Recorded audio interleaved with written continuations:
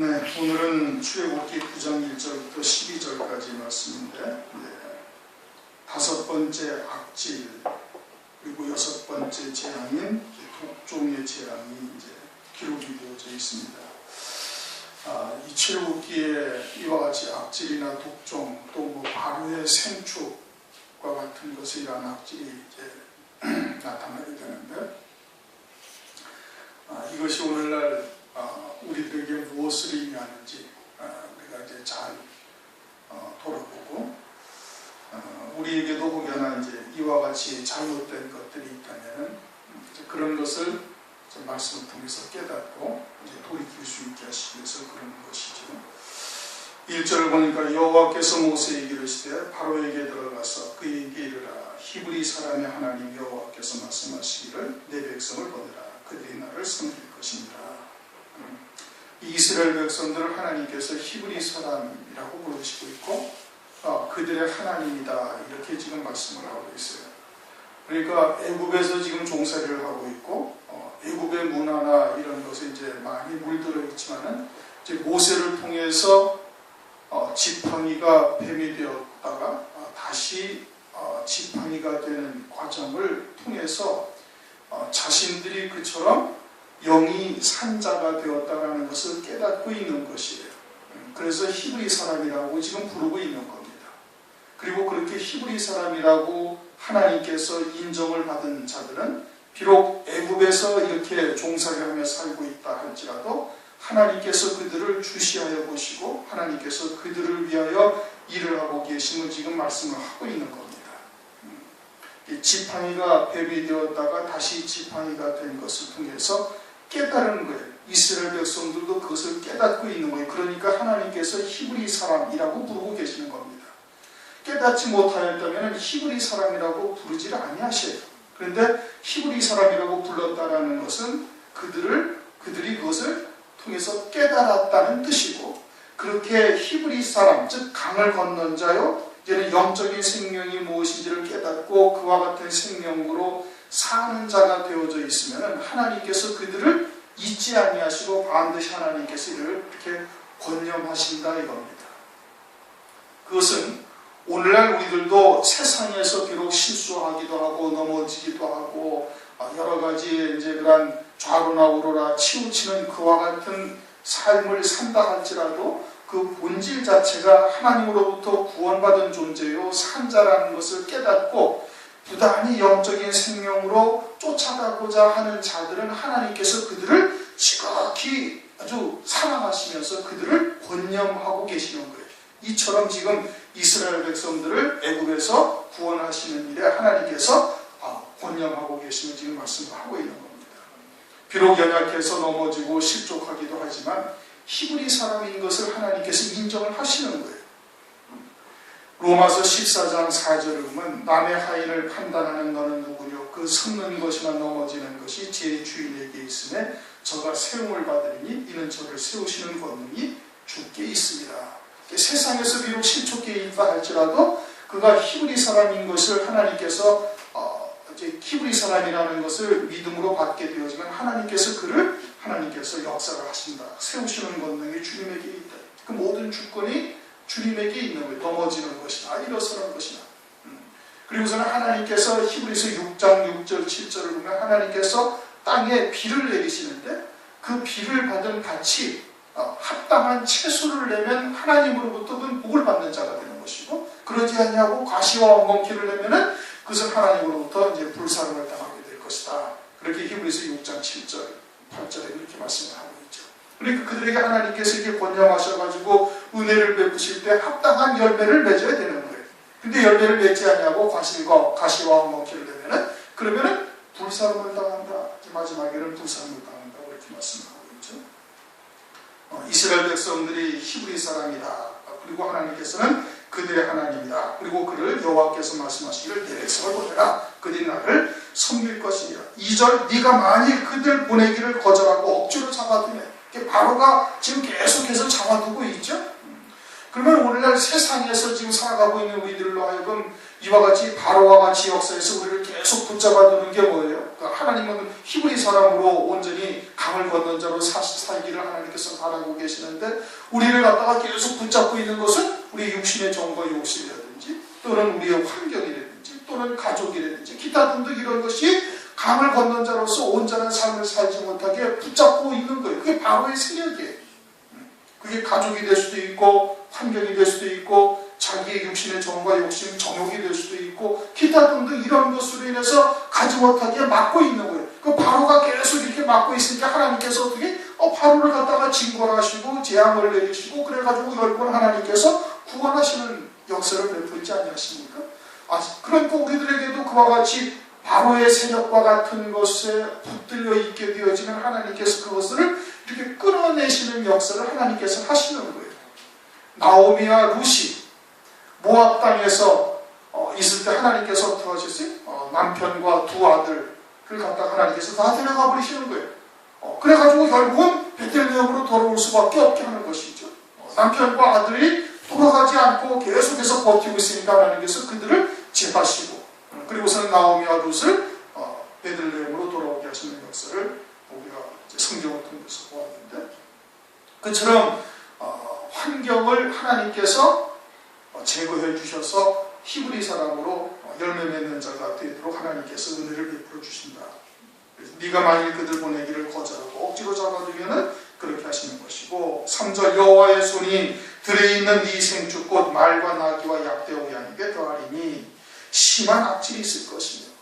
네 생축이라는 것은 누구의 생축을 말하는 거예요? 바로의 생축이에요. 애굽의 생축. 애굽 사람들이 생축으로 여기는 거예요. 그런데 레위기서를 보면은 이 말이나 또는 나귀나 약대 같은 것은 이것은 하나님 앞에 제사를 드릴 수 있는 제물로 합당치 아니한 것들이에요. 하나님께 제물로 드릴 수 있는 것은 그것은 되살림질하거나 쪽발이거나 또는 새도 하나님께서 구별해 놓으신 거룩한 것들, 정결한 것들, 이스라엘의 양식으로 주신 정결한 짐승 가운데 그것이 하나님 앞에 제물로 드려질 수 있는 거예요. 그러니까 이와 같은 것은 지금 하나님께 합당한 제물이 아닌데, 애굽 사람들은 그것을 하나님 앞에 합당한 생축이라고 여기고 있는 거예요.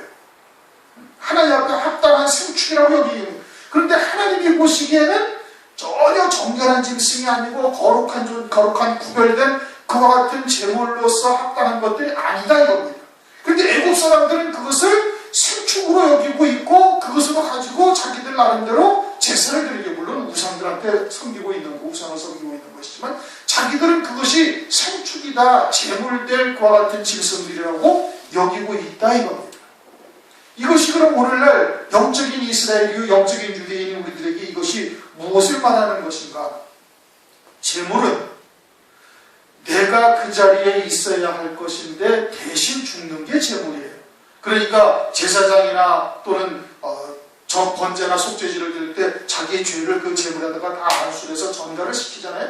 그래서 그 죄로 인하여 내가 죽어야 할 것인데 그런데 대신 제물이 죽는 것이죠. 그러니까 그 제물이라는 것은 사실 누구를 말하는 거예요? 자기를 말하는 거예요. 그 자기를 말하는 건데, 우리를 말하는 건데, 나를 말하는 건데, 애굽 사람들은 하나님 앞에 합당한 제물이 아니다 이겁니다.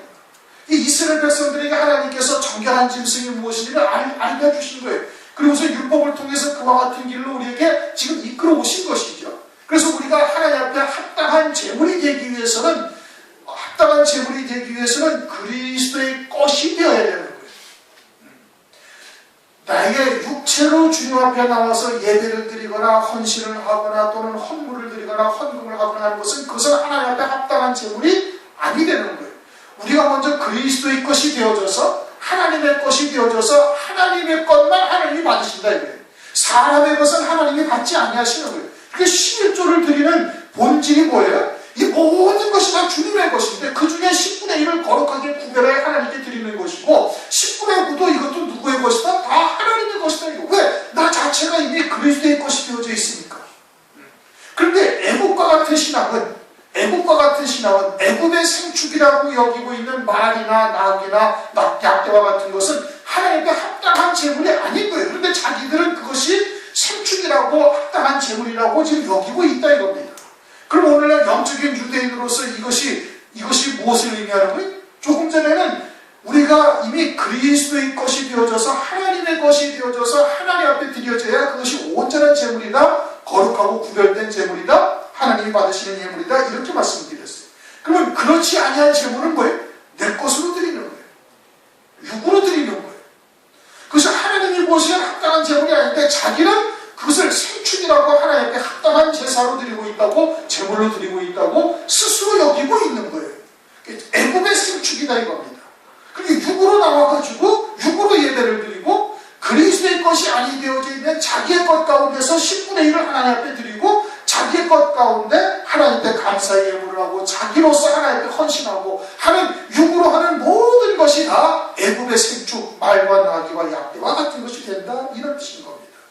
그것은 하나님이 받지 아니하시는 거예요. 하나님은 하나님의 것만 받으셔요. 사람의 것을 하나님이 받으시면 아니란 말씀이에요. 하나님의 것만 받으시는 거예요. 그러니까 예배를 영으로 드려야 된다는 거예요. 영으로 드리고 진리로 예배를 드려야 돼요. 기도도 어떻게 돼? 기도도 영으로 드려야 되는 거예요. 골방에 들어가서 영으로 드려야 문을 닫고, 그렇게 드려야 하나님 앞에 합당한 기도가 되는 거예요. 헌신도 뭐예요? 다 하나님이 주시는 힘으로 하나님의 뜻을 쫓아 그냥 믿음으로 우리는 그냥 몸만 가지고 하나님의 뜻에 움직여지는 것일 뿐이에요. 벳세다의 소경이 눈을 딱 뜨니까 하나님 나라가 딱 보인 것이죠. 그때 딱 뭐가 보여요? 아, 나무 같은 것들이 걸어가는 게 보인다 이겁니다. 사람들이 다니는데 사실은 다 하나님의 뜻에 의해서 움직여지고 있는 것이고 하나님의 섭리, 하나님의 주권이 역사를 하고 있는 것이죠. 온 천지에 하나님이 충만하시다 이겁니다. 에레미야서 23장 24절. 나 여호와가 뭐라, 나는 천지에 충만하지 않아요. 그래서 하나님의 뜻이 다 이루어지는 것이다. 그렇게 하나님의 뜻을 택한 백성들에게, 그리스도의 것이 된 자들에게 하나님께서 가르쳐주시고 성령으로 말씀을 통해서 가르쳐주시고 그 뜻에 믿음으로 하나가 되어져서 거룩히 구별된 존재가 되어져서 하나님 앞에 드려지는 자가 되어야 되는 거예요. 그게 하나님 앞에 합당한 생축인 거예요. 구별된 자예요. 정결한 짐승이 되는 거예요. 그런데 애굽의 생축은 자기로 드리는 거예요. 육체로 드리는 거예요. 또는 세상의 것을 위해서, 자기의 어떤 이익을 위해서, 장사하는 집, 강도의 불의를 우리가 상고했던 것처럼 더 많은 것을 받기 위해서 하나님 앞에 드려지는 것을 말하고 있는 것이죠. 그와 같은 것이 애굽의 생축이고, 애굽의 생축과 그래서 하나님께서 그 애굽의 생축에는 뭐가 생긴다? 심한 악질이 생긴다. 그래가지고 어떻게 된다? 죽는다. 그 애굽의 생축이 악질이 생겨가지고 죽는다라는 것은 결국은 내가 죽는 거예요. 왜? 그 제물은 곧 나를 의미하고 있는 거니까. 그러니까 잘못된, 구별되지 못한 그와 같은 제물로 드린 것은 하나님 앞에 하나도 연락되지 않는 것이죠. 그래서 사도행전 7장 42절에 이스라엘 백성들이 광야에서 수없이 많은 제사와 예물을 드렸지만 하나님은 한 번도 받지 아니하셨다. 제물이 되지 아니한 것이죠. 그건 다 어떻게 된다? 영원한 생명에 이르지 못하는 것이니, 영생에 이르는 열매가 되지 못하는 것이니 죽은 자가 되는 거예요. 그래서 심한 악질이 있을 것이고, 4절 여호와가 이스라엘 생축과 애굽의 생축을 구별하신다. 하나님께서 그걸 구별하셔가지고 이스라엘 생축은 다 연락하고 애굽의 생축은 하나도 받지 아니하시는 거예요. 이스라엘 자손에 속한 것은 하나도 죽지 아니하리라. 그대로 다 하나님께서 연락을 하신다 이겁니다. 영생의 열매로 하나님께서 다 받으신다는 거예요. 그러면 반대로 애굽의 생축은 어떻게 한다는 거예요? 다 죽게 된다. 멸망이다 이겁니다. 영생의 열매가 하나도 있지 아니함을 지금 말씀을 하시고 있는 겁니다. 그러면서 5절 여호와께서 기한을 정하여 가라사대 여호와가 내일 이 땅에서 이 일을 행하리라. 즉각 행하셔도 되는데 내일 이 일을 행하시겠다. 그건 뭐 하는 거예요? 회개할 기회를 주시는 거예요. 하나님께서. 그러나 그것을 반드시 정하신 때가 있다. 그 때가 지나면은 그러면 하나님께서 다 열매 없는 자로 하나님께서 영원한 멸망에 처해지게 되어지는 것이죠. 6절 이튿날 여호와께서 이 일을 행하시니 애굽의 모든 생축은 죽었으나 이스라엘 생축은, 자손의 생축은 하나도 죽지 아니라. 애굽의 모든 생축이 죽었다는 것은 그들은 영생의 열매가 하나도 되지 아니하고 교회를 통해서 했던 모든 헌신, 예배, 헌금 또는 모든 그런 신앙의 행위들이 다 멸망이라는 거예요. 하나도 연락되지 아니한다는 거예요. 오늘날 이렇게 얘기하면은 참 대적할 사람들 참 많습니다. 근데 성경이 그렇게 지금 말씀하고 있잖아요. 광야의 이스라엘 백성들, 광야교회를 통해서 오늘날 교회들의 모습을 보여주시는 거예요. 근데 그것을 이야기하면은 막 대적을 하고, 그러면 니네만 질리고 니네만 받고 우리는 안 받는다는 얘기냐? 이게 참 답답한 얘기를 하는 거예요. 성경이 뭘 말씀하시는지를 보내는 얘기거든요. 그것을 통해서 그와 같은 멸망의 길을 가지 말고 하나님께 합당한 믿음의 길, 생명의 길, 좁고 협착한 길이지만 참으로 영생에 이르는 길을 가라고 얘기를 하시는 것입니다. 그렇게 해서 성경을 기록해 놓은 거잖아요. 광야교회가 그랬고, 노아의 홍수 때가 그랬고, 예수님의 초림의 때가 그랬고, 그런데 그것을 오늘날 교회들은 아무도 그것을 인정하려 하지 않는 거예요. 그러니까 마태복음 23장에 아브라함과 그 조상들의 비석을 쌓는다고 하잖아요. 비석을 쌓는다고. 그들이 행했던 일들을 갖다가 기념을 하면서 자기들이 그와 같은 멸망의 길을 가고 있는 것을 전혀 깨닫지 못하고 있음을 지금 말씀하고 있는 것이죠. 오늘날도 그러한 것이. 그래서 이튿날에 여호와께서 이 일을 행하시니 애굽의 모든 생축은 죽었으나 이스라엘 자손의 생축은 하나도 죽지 아니한지라. 바로가 보내어 본즉, 바로가 어디로 보냈어요? 이스라엘 지형의 고센 땅에 보내는 거예요. 그래서 과연 그대로 죽었는지 아니면 살았는지를 공개하고 있어요. 그럼 가서 봤어요. 보니까 어떻게 이스라엘의 모든 생축은 그냥 그대로 쎄쎄하게 살아있고 애굽의 생축만 다 죽었다. 그러면 하나님의 말씀이라는 것을 받아야 되잖아요. 안 받아들이는 거예요. 오늘날도 역시 마찬가지로 받아들이질 않는 겁니다.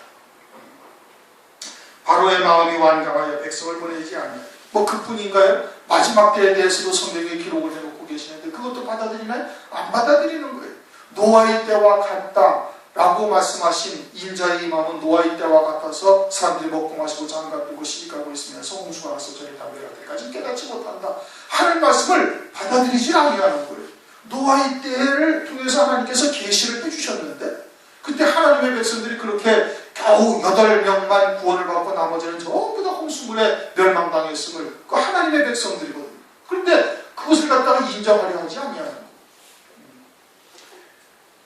바로와 같은 마음을 가지고 있기 때문에 그런 거예요.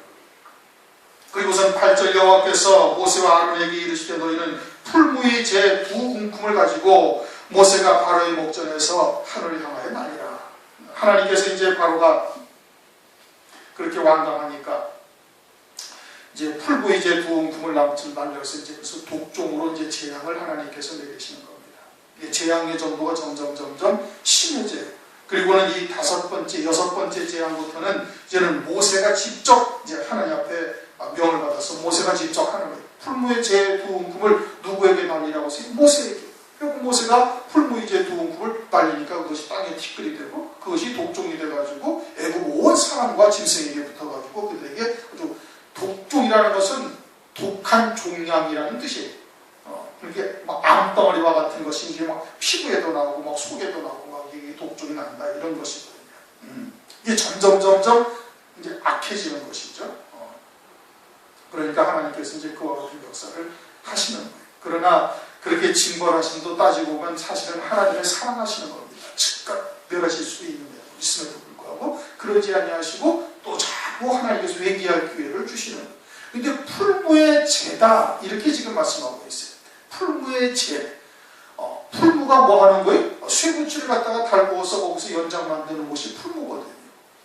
그러니까 풀무가 불이 확 타고 있으면은 뭐 낫이든 괭이든 홈이든 집어넣어가지고 그런 것을 다시 잘 벼려가지고 만들어서 다시 써먹을 수가 있게 하는 것이 풀무에 불이 확 타고 있다는 것은 그와 같은 하나님의 사랑의 불이 아직은 남아있어서 하나님께서 쓰실 만한 도구로 연장으로 만드시는 역사가 냈을 때는 풀무에 불이 타고 있는 거예요. 그런데 풀무의 죄라는 것은 불이 다 타고 사라진 뒤에 죄를 말하는 것이거든요. 그러면 그런 하나님의 사랑의 불이 다 꺼졌다는 얘기예요. 이제는 하나님께서 아주 하나님의 공의로만 심판하시는 역사를 이루시고 있음을 지금 말하고 있는 겁니다. 하나님의 사랑의 불이 다 터지고 이제는 하나님께서 가지고 그냥 심판의 공의의 하나님으로서 말씀하신 대로 그대로 하나님께서 벌을 내리시는, 징벌하시는 이와 같은 역사라는 것을 지금 말씀하고 있는 거예요. 그런데 풀무의 죄를 몇 움큼을 진다? 2움큼을 진다는 거예요. 2움큼은 뭐라는 거예요? 육으로 또는 영으로 우리로 하여금 깨끗게 하시는 역사를 받아들이질 않냐니까 이제는 그것을 재앙으로 하나님께서 역사를 하시는 것이죠. 우리의 영이 하나님 나라를 소망하고 하나님 나라를 뜻을 쫓아서 믿음으로 살고자 할지라도 육도 함께 쫓아가야 되는 거예요. 고린도후서 7장 1절을 보면은 육과 영, 그런즉 사랑하는 자들아 이 약속을 가진 우리가 하나님을 두려워하는 가운데 거룩함을 온전히 이루어 육과 영의 온갖 더러운 것에서 자신을 깨끗게 하자, 그렇게 말씀을 하고 있어요. 영은 쫓아가는데 육이 영 쫓지 않냐고 세상의 일락을 쫓게 되어지면 어떻게 되나요? 결국 멸망하는 거예요. 멸망하는 것이죠. 그러니까 영이 쫓아간다 해도 육도 함께 그와 같은 영을 쫓아서 믿음의 길을 걸어가야 되는 거예요. 육과 영을 온갖 더러운 것에서 나와서 깨끗함을 쫓아라. 그렇게 지금 말씀하고 있어요. 더러운 것에서 자신을 깨끗게 하자. 그러므로 그와 같이 2움큼이라는 것은 육과 영을 스스로 깨끗게 하여야 할 것을 지금 말씀을 하고 있는 거예요. 그래서 2움큼을 모세가 바로의 목전의 산을 향하여 날리라 그 죄가 애굽 온 땅에 티끌이 되어 애굽 온 땅의 사람과 짐승이 묻어서 독종을 발하리라. 애굽 온 땅에 티끌이 되어져서 이것이 이번에는 뭐가 돼? 독종이 된다 이겁니다. 세 번째 재앙은 티끌이 뭐가 됐어요? 이가 됐어요.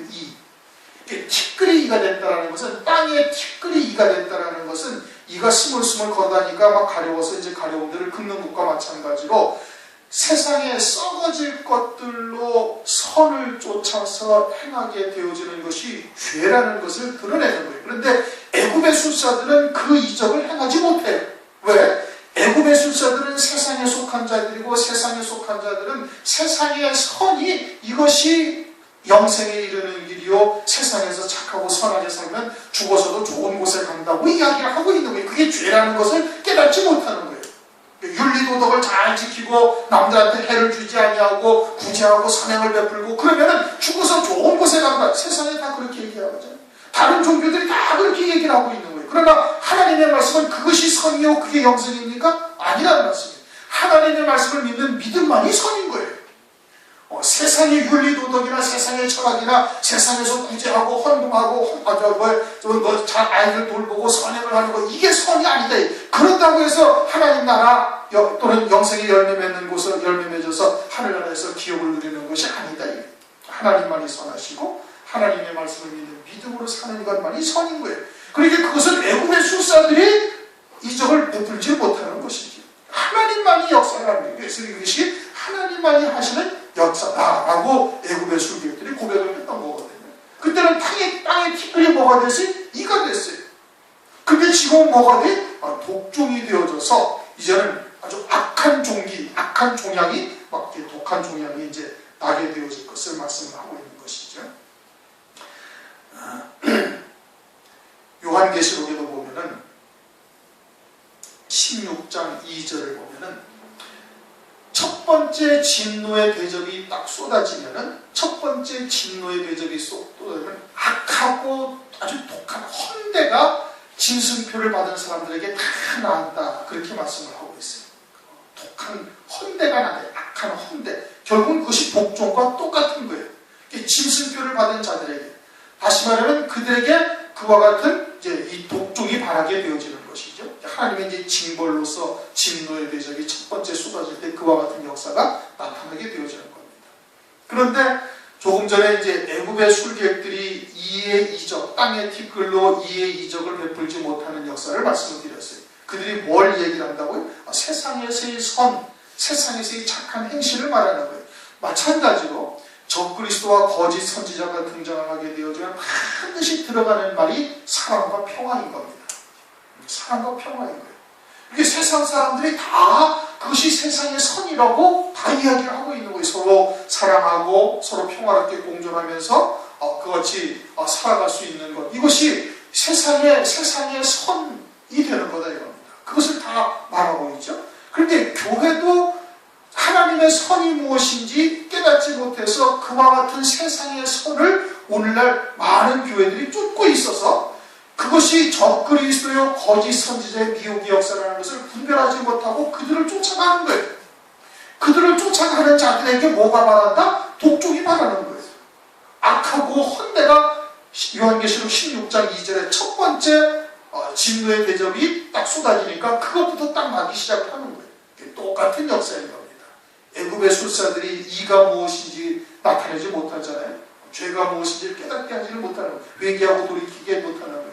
그리고서는 세상의 선이 그와 같이 영생에 이르는 것이다. 또는 구원에 이르는 것이다. 죽어서 좋은 곳에 가는 것이다. 이렇게 이야기를 한다 이겁니다. 하나님의 선이 무엇인지를 모르는 거예요. 그것이 죄라는 것을 깨닫지를 못한다. 드러내지를 못하는 거예요. 마찬가지로 땅의 티끌이 독종이 된다는 것은 그와 같이 썩어질 것들, 죄가 죄밖에 되지 못할 그와 같은 것들을 장차 적그리스도가 등장하고 거짓 선지자가 등장하면 그것을 주장하게 되어지는데 오늘날 교회들이 그것을 많이 추종하고 앉아있고 하나님의 선이 무엇인지 몰라서 진리가 무엇인지를 몰라서 그래가지고 결국은 적그리스도가 등장하게 되어지면 그것을 쫓게 되어지는 거예요. 그러한 자들에게 뭐가 나타난다? 독종이 나게 되어질 것을 말씀하고 있는 거예요.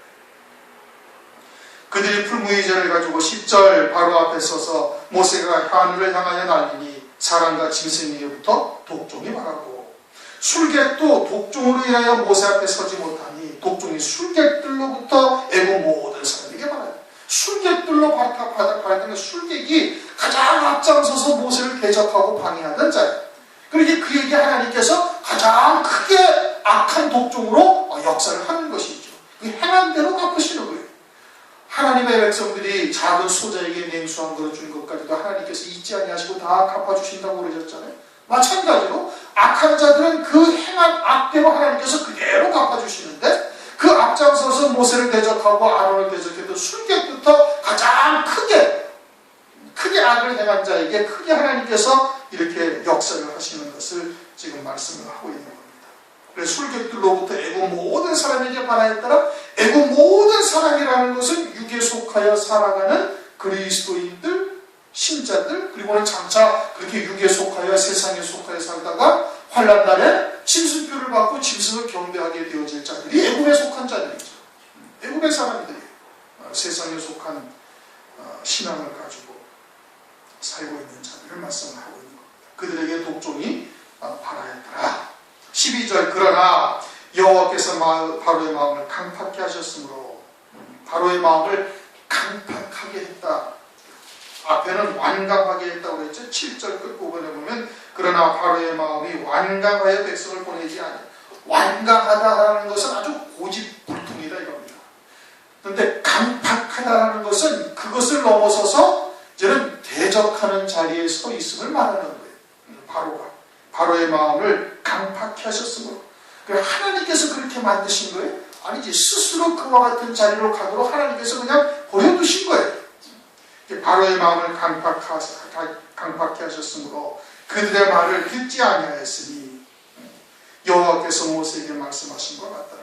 그럼 장차는 환난 날에도 어떻게 되겠어요? 그대로 말씀하신 대로 이루어지게 되어질 것을 말씀하고 있는 겁니다. 독종이라고 지금 말씀을 하셨죠? 마태복음 23장 33절을 보면 하나님께서 유대인들을 이 아주 뱀들아 독사의 새끼들아 라고 책망을 하시는 장면이 있어요. 독사의 새끼들이라 그렇게 말씀하시는 것은 독종의 재앙을 받을 만한 그와 같은 악을 행하는 자들인 것을 말씀을 하고 있는 겁니다. 다 말씀이 이렇게 연결이 되는 것이죠. 이들을 통해서 독사의 새끼라고 말씀하신 그들이 이제 그와 같은 아주 하나님의 엄한 징벌, 징계 또는 그와 같은 멸망의 자리에 있다는 것을 말씀을 하고 있는 거예요. 시편에 가면은 시편 58편인가를 보면은 귀머거리 독사가 나옵니다. 귀머거리 독사. 귀머거리가 독사라는 것은 아예 듣지를 않는 거예요. 귀가 먹어가지고 아무리 주님께서 유대인들에게 이 얘기를 해도 하나님의 백성들에게 해도 하나님의 말씀을 전혀 받아들이지 않는 거예요. 아주 그냥 딱 닫아놓고 시작을 한다 이겁니다. 그래놓고 그냥 악한 독으로 다른 사람들 다 죽이는 일을 하고 있는 자들, 그들이 뭐예요? 결국은 독종이 반하게 되어질 그와 같은 자들인 것을 말씀하고 있는 것이죠. 오늘은 다섯 번째 재앙하고 여섯 번째 재앙, 악질과 독종의 재앙이 오늘날 영적인 유대인들, 즉 그리스도인들에게 이것이 무엇을 의미하는 것이고 장차 이와 같은 일들이 앞으로 어떻게 나타나게 되어질 것인가, 환난 날에 어떻게 나타나게 되어질 것인가를 우리가 상고를 했습니다. 땅에 티끌이 뿌리니까, 풀무에 제 두 웅큼을 뿌리니까 땅에 티끌이 되고, 땅에 티끌이 독종으로 변했다. 그 앞에서는 하나님께서 애굽의 생축, 바로의 생축에게 하나님께서 악질이 나게 하신 거예요. 그래서 그것을 갖다가 다 죽이셨다라는 것은 그와 같은 재물들은 하나님께 하나도 연락되지 아니한다라는 것을 나타내신 것이고, 그래도 깨닫지 못하고 계속해서 강팍한 마음을 가진 자들에게 하나님께서 독종을 말하게 하신다. 이것은 장차 환난 날 아주 진노의 심판에 들어갈 자인 것을 우리에게 나타내 보여주신 겁니다. 그러므로 우리들도 혹여나 이와 같이 육에 속한 것 또는 세상에 속한 것에 연연해서는 아니 될 것을 지금 계시해 주는 것이죠. 그와 같은 믿음의 자리에 우리가 서서 끝까지 남은 자로서 하나님의 은혜를 입기를 주님의 이름으로 축원합니다.